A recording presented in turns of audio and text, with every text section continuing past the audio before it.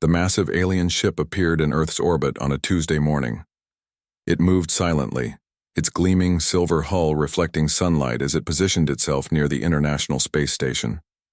People across the world watched their screens in shock and wonder. After centuries of speculation, humanity was not alone. Captain John Miller stood straight in his crisp blue uniform, trying to control his breathing. As commander of the ISS Orbital Defense Wing, he had trained for many scenarios, but first contact was something no one truly prepared for. Beside him, Lieutenant Susan Wright checked the translation device one more time. "Signal is stable," she said. "They're coming across in 30 minutes. John nodded. "And the welcome committee?" "All in place. The Secretary General is watching from New York." "We're making history today, Captain." John smiled, but his eyes remained serious. "Let's hope it's the good kind." The alien delegation arrived in a small shuttle that docked with practiced precision.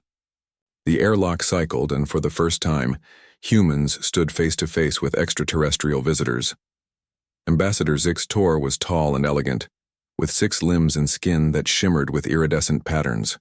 Behind the ambassador stood 4 other aliens of the same species, all wearing what appeared to be environmental suits with thin, transparent masks. "Welcome to Earth," John said clearly. "We are honored by your presence."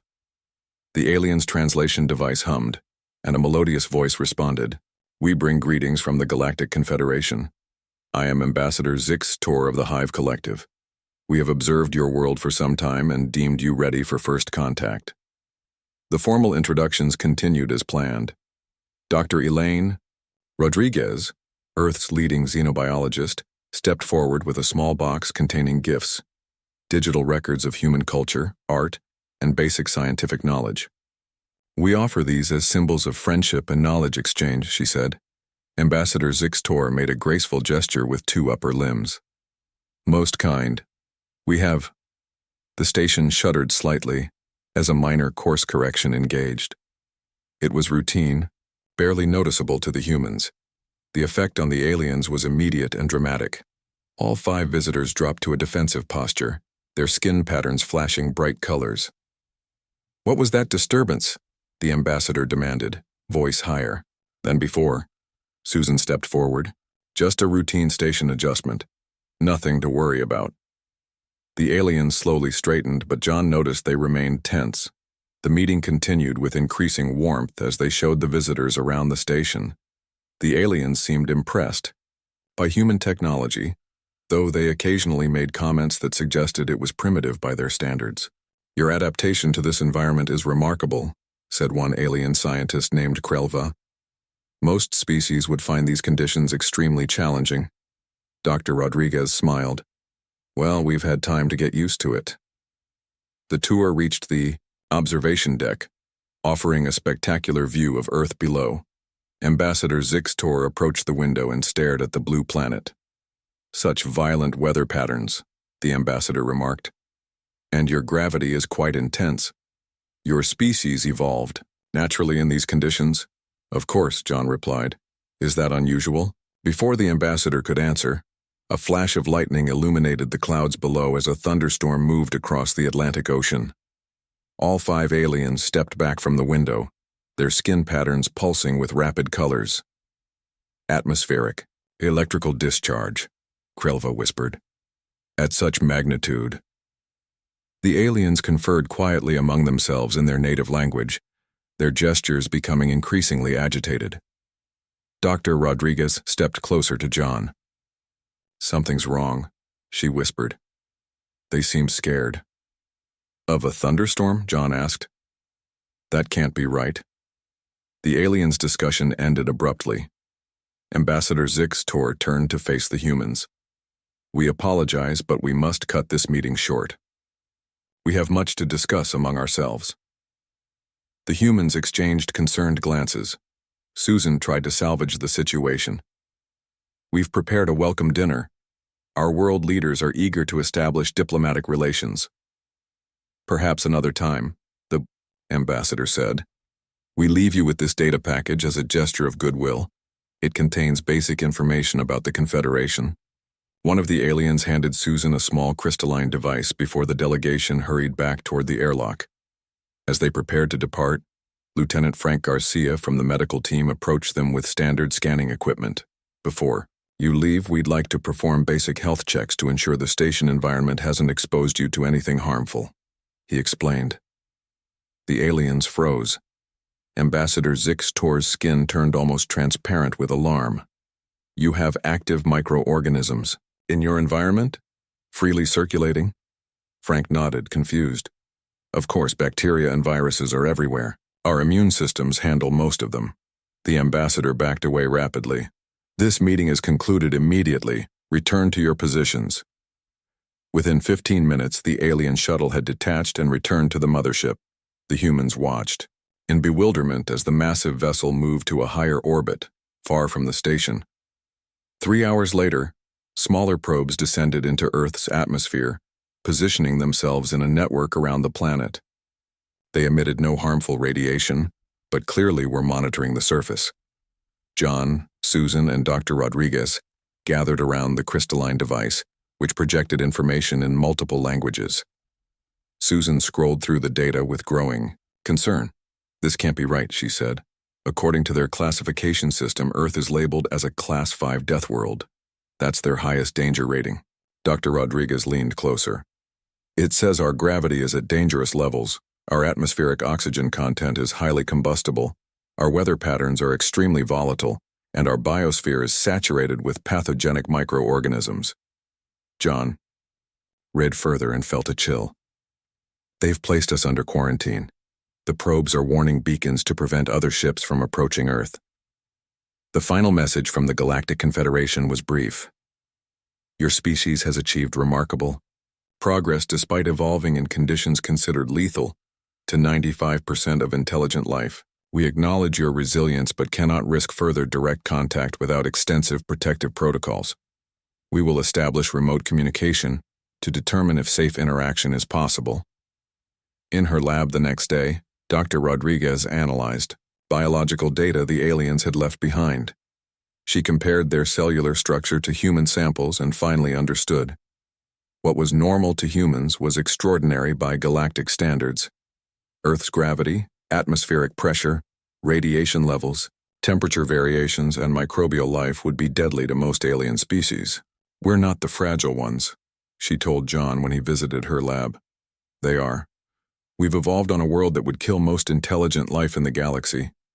John stared at the screen showing the alien mothership, still visible but distant. So, what do we do now? Dr. Rodriguez smiled slowly. We show them that being from a death world has its advantages. 3 months passed since first contact. The alien mothership remained in distant orbit, maintaining minimal communication while their warning beacons circled Earth like artificial stars. The United Nations had formed a new department, the Extraterrestrial Relations Division, and Dr. Elaine Rodriguez now led its scientific team.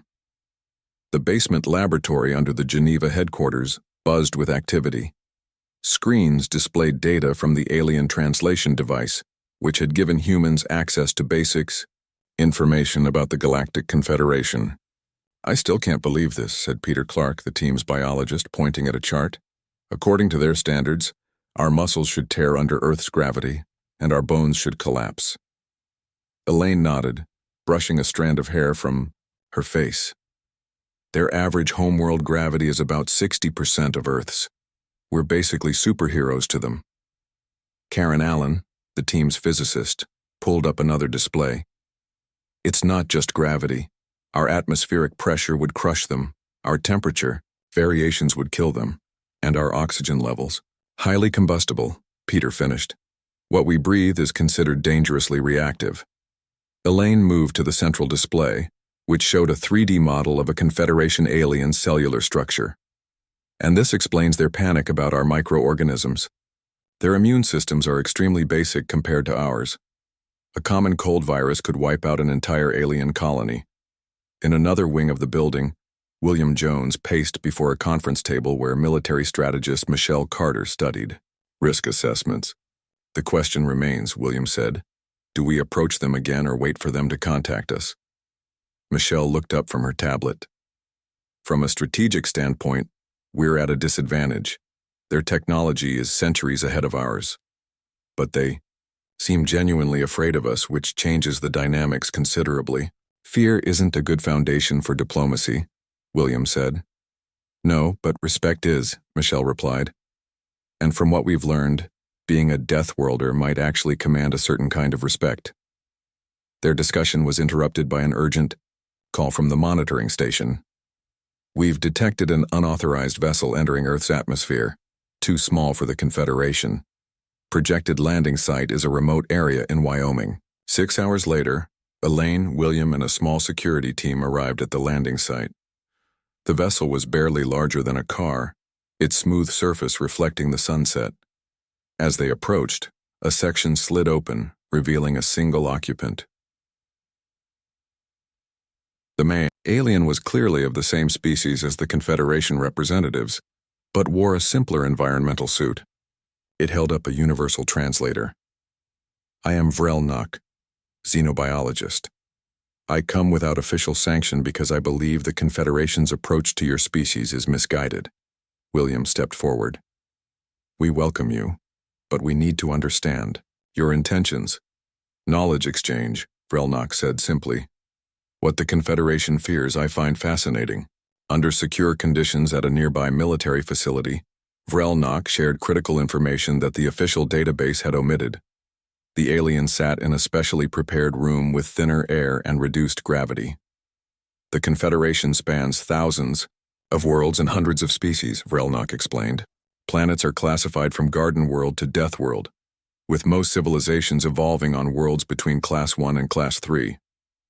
And Earth is Class 5, Elaine said. The highest classification, Vrelnak confirmed. Only 11 known species have evolved on Class 5 worlds, and only 3 have developed space travel. The others either destroyed themselves or remain in primitive states. Peter leaned forward.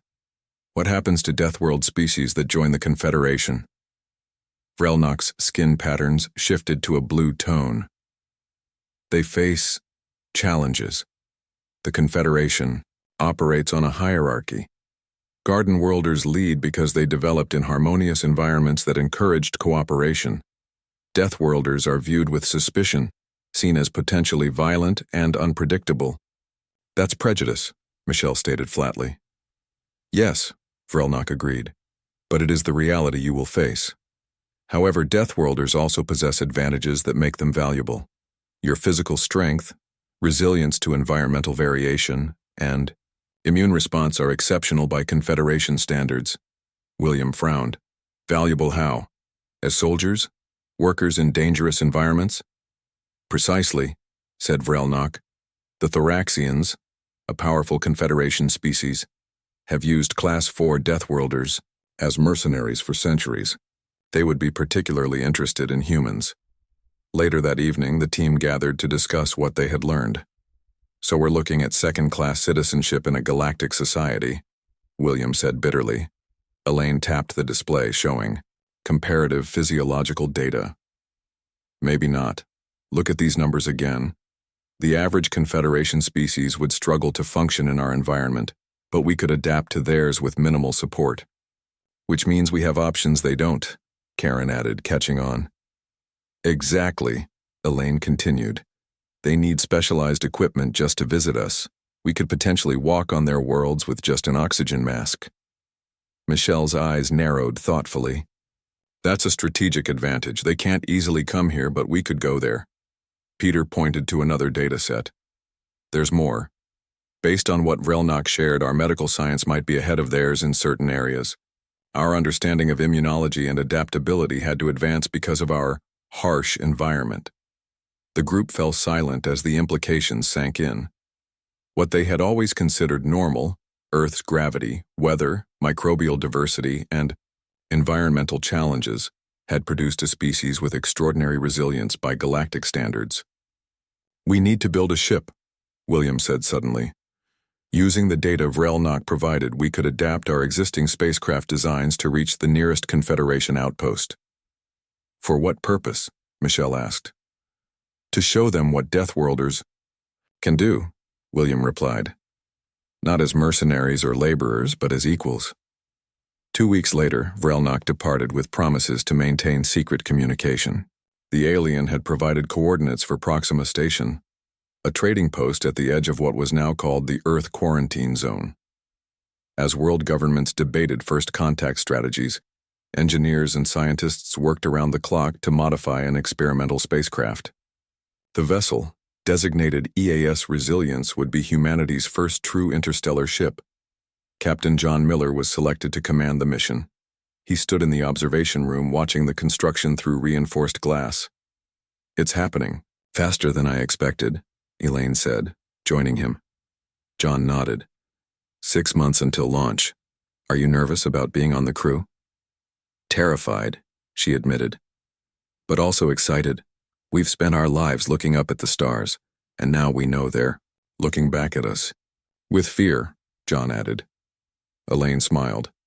Fear can transform into respect given the right circumstances. We just need to show them that coming from a death world doesn't make us monsters. It makes us survivors, John said, gazing at the half-completed. Ships in the galaxy should probably prepare itself for what survivors can do. The EAS Resilience moved through space at speeds humans had only dreamed of until recently. The ship was built using a combination of Earth technology and concepts reverse-engineered from the alien's translation device. Its sleek hull contained an international crew of 12, the best scientists, diplomats, and soldiers Earth had to offer. Captain John Miller sat in the command chair, watching the stars streak by on the main screen. After 11 weeks of travel, they were approaching Proxima Station, the trading outpost Vrelnok had told them about. Final approach in 20 minutes, Lieutenant Susan Wright announced from the pilot station. All systems normal. John nodded. Dr. Rodriguez, is your team ready? Elaine looked up from her station where she had been reviewing alien biology files one last time. As ready as we'll ever be. The environmental suits are prepared for all of us, though based on station specifications, we should be able to breathe. Without them, the artificial gravity will feel light to us, about 60% of Earth normal. And the diplomatic package? John asked. Laura Bennett, the mission's diplomatic officer, held up a small data crystal. Ready, Captain.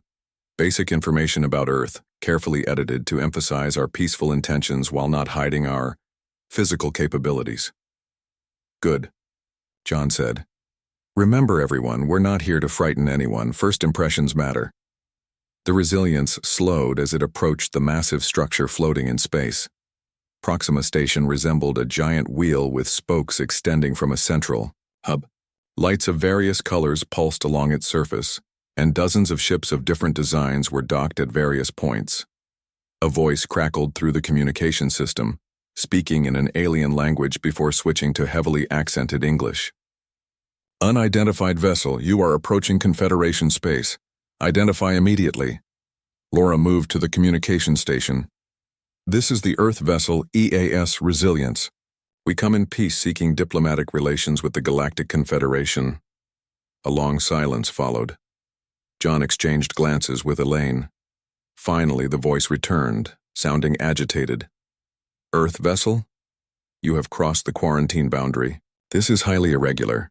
Stand by for emergency council deliberation. After 30 tense minutes, the voice returned. Earth vessel Resilience. You are granted temporary docking permission at Isolation Base 6. Warning, any signs of biological contamination or aggressive action will result in immediate station. Defense response.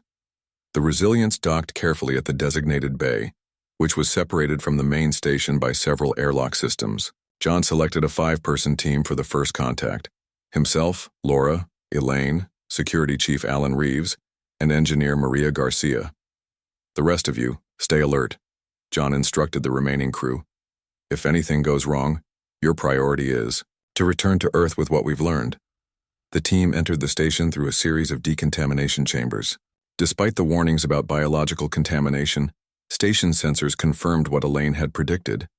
Humans posed no immediate biological threat to the station's environment. Though many species might find Earth bacteria concerning, they emerged into a large circular room with multiple exits sealed by force fields. The gravity was noticeably lighter, making each step feel bouncy. The air was thinner but breathable, 3 aliens waited for them. 2 were clearly security officers of a reptilian species, wearing mechanized armor that enhanced their size. Between them stood a small, delicate-looking alien with 4 arms and large, compound eyes. "I am Station Administrator Zilk," the small alien said through a translator device. "Your presence here is unprecedented. No quarantined species has ever reached a Confederation outpost without proper clearance procedures." Laura stepped forward. "We apologize for any inconvenience. Our species seeks peaceful contact and knowledge exchange." The administrator's compound eyes reflected light in patterns that suggested anxiety. "You are from a Class 5 Deathworld. Your physical capabilities and biological makeup make you potentially dangerous to many species aboard this station." John noticed the security officers' weapons were pointed in their general direction. "We understand your concerns," he said calmly. "We've taken precautions to ensure we pose no threat." "Nevertheless," Zilk continued, "your movements will be restricted to designated areas only. Your vessel will remain in isolation. A Confederation representative will arrive within 3 station cycles to determine next steps." The humans were escorted to a small section of the station designated for special visitors. It contained basic accommodations and a viewing area where they could observe the main concourse of the station without entering it. Through the transparent barrier, they watched the incredible diversity of alien life. Beings of all shapes, sizes, and compositions moved about their business in what appeared to be a massive marketplace. "Incredible," Maria whispered. "So many different evolutionary paths." Elaine nodded, making notes on her tablet. "And notice how they interact. Some species have special environmental fields around them. Others wear suits similar to our spacesuits. But none of them look particularly sturdy," Alan observed. "Even the largest ones seem fragile somehow." Laura was more focused on the social dynamics. "Look at how they organize themselves. There seems to be a clear hierarchy. Some species give way to others. Some areas are restricted to certain types." Over the next few days, the humans remained in their restricted zone, but news of their arrival spread throughout the station. Many aliens came to the barrier to observe the Deathworlders, some with scientific curiosity, others with obvious fear or disgust. On the 4th day, 2 different aliens approached their barrier and requested permission to speak with them. The station administrator reluctantly agreed to allow communication through a secured channel. The first was Kirk Ta, an avian trader with brilliant plumage and quick, darting movements. "Your species intrigues me," Kirk Ta said. "Deathworlders are rare in civilized space, but those few who venture out often find profitable opportunities in fields others consider too dangerous." The second visitor was Mev, a silicon-based engineer whose crystalline body refracted light in beautiful patterns. "I have studied your vessel's design," Mev said. "Remarkable innovation for a species so new to interstellar concepts. You've adapted technology in ways our scientists would not have considered." Laura recognized the opportunity and engaged both aliens in lengthy discussions about trade possibilities and technological exchange. By the end of the conversation, they had 2 potential allies among the station population. That night, as the humans gathered in their quarters to discuss their progress, an alert sounded throughout the station. Administrator Zilk's voice echoed through the communication system. "Attention all station occupants. A Thoraxian diplomatic vessel has arrived and requested immediate audience with the Earth representatives. All non-essential personnel are advised to return to their quarters." John looked at his team with concern. "The Thoraxians. Vrelnok mentioned them. They're the ones who use Deathworlders as mercenaries." Laura's expression darkened. "This invitation might not be as diplomatic as it sounds." "We don't have much choice," Elaine said. "If we refuse, we'll appear hostile." "Then we accept," John decided. "But we stay alert. Something tells me the real test of human capabilities is about to begin." The meeting room on Proxima Station was large and circular, with a table designed to accommodate various body types. The human delegation entered cautiously, led by Captain John Miller and diplomat Laura Bennett. Dr. Rodriguez stayed close behind, them while Alan Reeves kept a watchful eye on everyone. 3 Thoraxians waited inside. They were imposing creatures with hard, sectioned exoskeletons and multiple limbs that ended in precise, tool-like appendages. Their heads featured compound eyes and complex mouthparts that clicked as they spoke. "We welcome the representatives of Earth," said the Central Thoraxian through a translator. "I am Chief Negotiator Zixitka. We have heard much about your remarkable species." Laura stepped forward. "We appreciate your interest in establishing relations." Zixitka made a gesture that might have been amusement. "Indeed, the Thoraxian Empire values strength and resilience. Deathworlders often find mutually beneficial arrangements within our sphere of influence." "What kind of arrangements?" John asked. "Directly. Protection, technology, access to Confederation resources," Zixitka replied. "In exchange for services only Deathworlders can provide." Laura kept her diplomatic smile fixed in place. "We're interested in fair exchange, but Earth maintains its independence." The Thoraxians clicked rapidly to each other before Zixitka responded. "Perhaps a demonstration would clarify the unique value your species offers. Would you join us for a simple test of capabilities?" John and Laura exchanged glances. This felt like a trap, but refusing would end the negotiations immediately. "What kind of test?" John asked. "Nothing dangerous," Zixitka assured them. "A controlled environment to observe human adaptability." The humans were led to another section of the station, an area designated for what the aliens called environmental assessment. It was a large, sealed chamber with observation windows along one wall. Administrator Zilk hurried after them, clearly agitated. "This is irregular, Chief Negotiator. The humans have not been properly cleared for—" "The Thoraxian Empire takes responsibility," Zixitka interrupted. "These tests are essential for our diplomatic considerations. The humans were asked to enter the chamber alone." John, Laura, Elaine, and Alan stepped inside while Maria remained outside to observe. The door sealed behind them with a hiss. "I don't like this," Alan whispered. John nodded. "Stay alert," a voice came through speakers. "We will adjust the chamber environment to simulate various conditions. Please inform us if you experience significant distress." The first change was subtle. The gravity increased gradually until it matched Earth's normal level. The humans noticed no difference, but the observing aliens seemed impressed by their continued ease of movement. "Now," Zixitka announced, "a standard atmospheric variation." A fine mist began to fill the chamber. Elaine took a careful sniff. "Some kind of chemical compound," she said. "Not immediately harmful, but I wouldn't want to breathe it for long." The aliens watched in stunned silence as the humans merely blinked and breathed normally. What they had released was a paralyzing agent that would incapacitate most Confederation species within seconds. "Fascinating," Zixitka said, voice betraying surprise. "Increase concentration by factor 3. The mist thickened. The humans began to cough slightly but remained standing and alert. "This isn't a test," John said grimly. "It's an attack. Everyone, cover your mouths and noses." The Thoraxians clicked rapidly to each other. Their plan had failed. The deadly toxin was merely an irritant to the humans. Zixitka pressed another control, and 4 combat drones entered the chamber from hidden panels. "Defensive positions," John shouted as the hovering machines circled them. The drones attacked simultaneously, firing stun nets designed to immobilize targets. Alan moved with surprising speed, batting one net aside with his bare hand. John ducked beneath another while Laura and Elaine pressed back to present a smaller target. Outside the chamber, chaos erupted. Maria shouted accusations at the Thoraxians while Administrator Zilk called for security.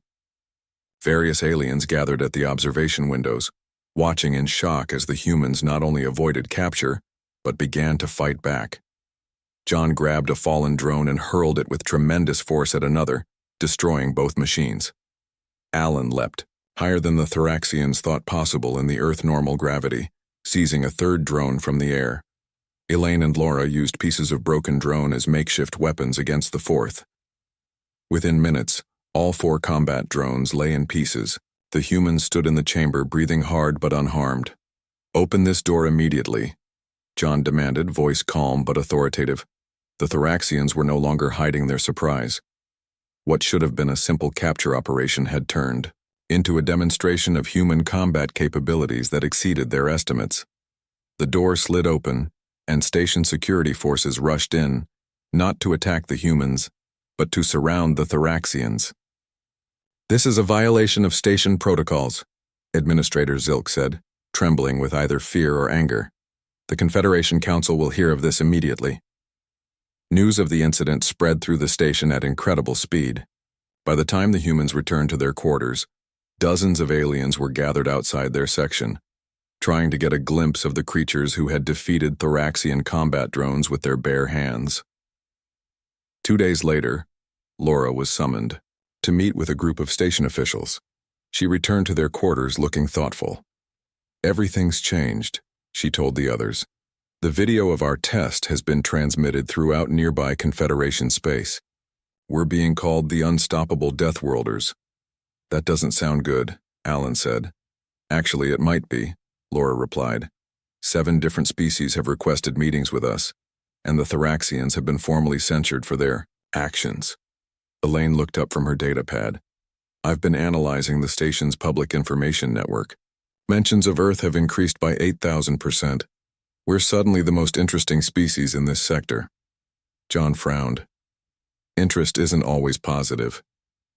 "True," Laura agreed. "But it gives us opportunities we didn't have before. And I've received a transmission from Earth. They've been monitoring our situation and have made contact with 3 other species classified as Deathworlders." "Allies?" John asked. Laura nodded. "Potential ones. Species who've been marginalized by the Confederation hierarchy for the same reasons we would be." Their discussion was interrupted by an alert from the Resilience. Susan's voice came through their communicators. "Captain, long-range sensors are detecting a large fleet entering this sector. Confederation signatures, but massive. At least 30 vessels." John straightened. "Heading?" "Directly toward Earth, sir." The room fell silent as the implications sank in. Their demonstration of human capabilities hadn't just created interest, it had triggered a response. Whether it was diplomatic or military remained to be seen. "We need to get back," John said firmly. "Now." "We can't outrun a fleet that size," Elaine pointed out. "No," John agreed, "but we can try to make contact first. Laura, use whatever diplomatic channels you've established. Find out who's leading that fleet and what they want." Hours later, Laura received a response that made her blood run cold. "It's Grand Admiral Ponveric, commander of the Confederation's elite forces. His message is simple. Deathworlders have 2 options, containment or service." "Neither is acceptable," John said quietly. Laura's expression was grim. "I know. But how do we convince a galactic civilization of that when they've spent thousands of years believing Deathworlders are dangerous by definition?" "By showing them," Elaine said suddenly, "that being dangerous isn't the same as being a threat. Sometimes it means being the best possible protector." 6 months after the confrontation at Proxima Station, Earth had changed dramatically. The Blue Planet now hosted its first alien embassy in Geneva, primarily staffed by representatives from 3 other Deathworld species who had reached out to humanity after news of the Thoraxian incident spread. Dr. Elaine Rodriguez stood on the balcony of the new Interstellar Medical Center, watching alien visitors in their environmental suits carefully navigate the garden paths below. Some flinched when birds flew overhead or insects buzzed nearby. What humans considered a peaceful park was a terrain of constant biological threats to most galactic species. "Still hard to believe, isn't it?" said a voice behind her. Elaine turned to see Captain John Miller joining her at the railing. Since returning to Earth ahead of the Confederation fleet, he had become the unofficial ambassador to the visiting aliens. "Every day," she agreed. "How was your meeting with the Morality delegation?" John smiled. "Productive. They're amazed by our construction techniques.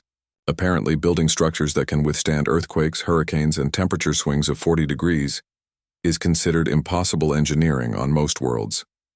Elaine nodded. We've made similar breakthroughs in medicine. Their doctors can't believe our immune systems can fight off millions of different pathogens, or that we deliberately expose ourselves to weakened diseases to build immunity. How's the vaccination program coming? Slowly, Elaine admitted. We can protect them against our most dangerous microbes, but their biology is so different from ours. Laura's diplomatic skills have been crucial in convincing them it's safe. The mention of Laura Bennett brought a more serious expression to John's face. She's meeting with Grand Admiral Ponveric today, the final negotiation. When the Confederation fleet had arrived at Earth 6 months earlier, humanity had been prepared for conflict. Instead, Grand Admiral Ponveric had requested direct talks. The Admiral was a tall, elegant being with translucent skin and 4 eyes that could see across multiple spectrums. He represented a moderate faction within the Confederation that believed humans could be valuable allies rather than threats. The negotiations had been complex. Many in the Confederation Council wanted Earth quarantined permanently. Others, like the Thoraxians, wanted humans restricted to roles as mercenaries or dangerous environment workers. Laura had fought for equal status, using every diplomatic skill she possessed. In the command center of the nearby Earth Defense Station, Laura sat across from Grand Admiral Ponveric. Between them floated a holographic display showing the treaty text. "Your species continues to surprise us," Ponveric said. "Most Deathworlders accept the protection arrangements we offer." "Humans value independence," Laura replied. "But we also understand the benefits of cooperation." Ponveric's upper eyes blinked slowly. "The compromise we've reached is unprecedented. Earth will maintain its autonomy while gaining limited Confederation membership.